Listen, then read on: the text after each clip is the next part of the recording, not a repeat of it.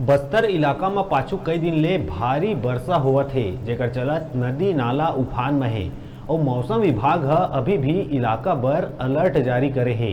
करीब 32 साल बाद एक बार फिर गोदावरी नदी के जल स्तर 70 फीट ले ऊपर पहुंच गए हे, जेकर चलत आईटीसी पेपर मिल में पानी घुसर गए हे।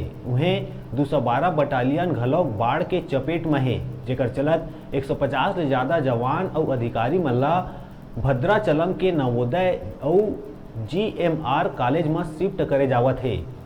दंतेवाड़ा, नारायणपुर, सुकमा, बीजापुर में मौसम विभाग ह बारिश ल लेके रेड अलर्ट जारी करे है।